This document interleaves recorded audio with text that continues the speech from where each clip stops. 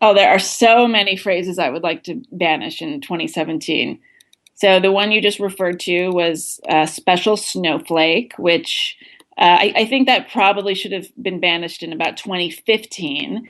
But just for if there's anyone out there listening who's not familiar with this term, it has to do with this mostly millennial generation people who or people who are currently in college, and this notion that they were raised to see themselves as special and totally unique. You know, the idea being that no two snowflakes are alike.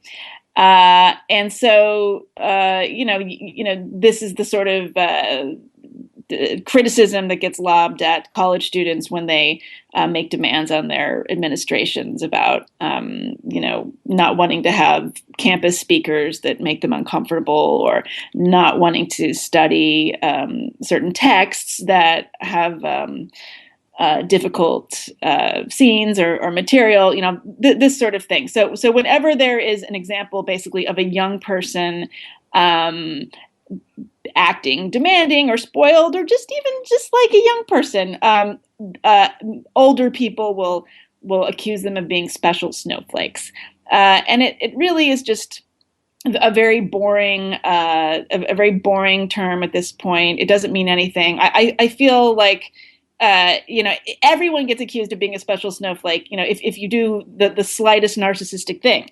And so the term has just lost all meaning. And it's kind of a term that's used by people when they can't be bothered to think for 2 more seconds about what would be a more apt term. So that's why I called it the Triscuit of insults, because it's like the Triscuits are just sort of, the first cracker you could possibly think of, the first thing that you can reach for on the shelf if you can't be bothered to look for anything else.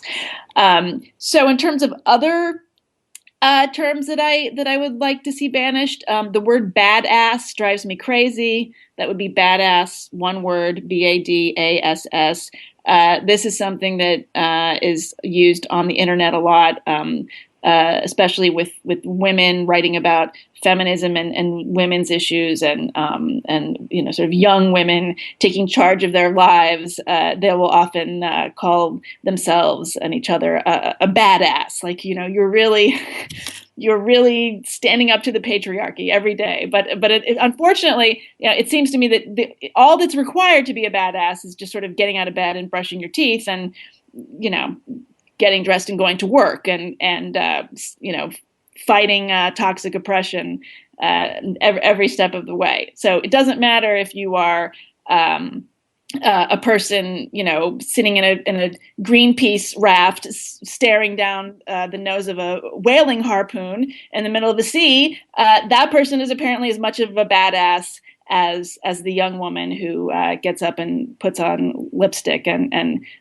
walks down the street to her job, and and earns a salary and pays her rent. So I do feel like that word has become far too elastic, and lost its meaning entirely. What else? I don't know. I guess I also I think that you may have seen a tweet that I wrote where I said we really need to retire the phrase that has to do with giving zero fucks. This idea that I couldn't give fewer fucks, I give no fucks.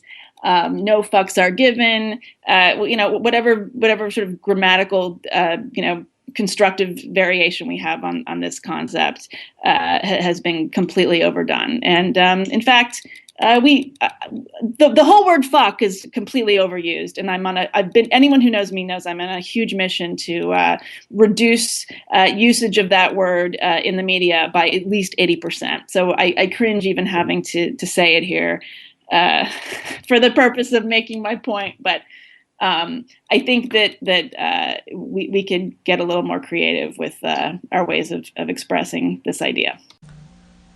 The whole notion of gender neutral language, I think, is something that we really need to get away from. And this whole idea of toxic masculinity is something also that we should be working towards stepping away from as well. Well, with all due respect, I don't think any phrases should be banned in the year 2017.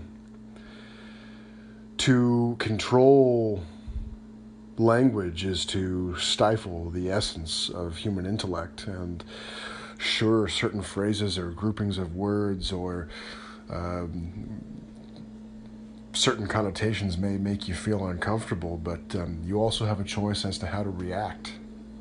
And I think it is an issue when people really shy away from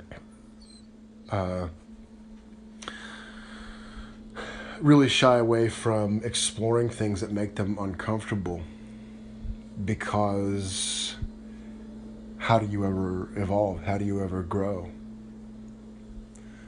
When you get into uncomfortable territory, one of two things can happen.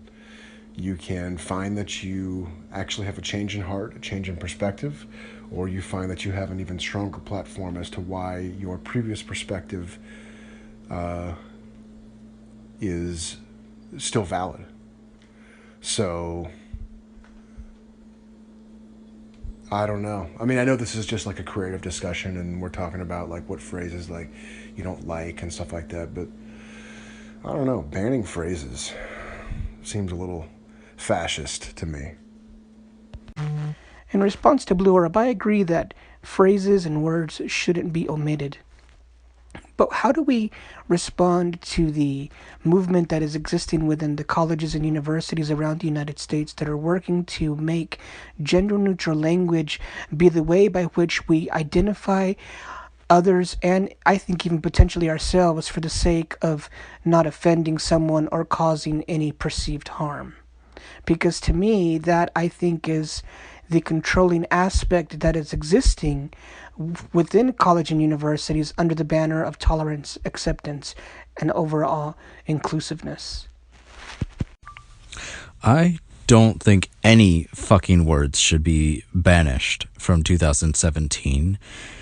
I detest your point for grabbing Triscuits as the cracker of what else to grab off the shelf. I like Ritz crackers myself, or just regular saltine crackers, but I guess that's a personal choice, as is the words that we choose. I don't think you fully understand the mentality or the usage of words. With your post, you have completely negated the fact of culture, of ageism, of basically separations of society, where you have segments of population that are of a certain age or ways of thinking throughout the country or throughout the world. As to special snowflake, no, that's a very apt term. It has multiple meanings.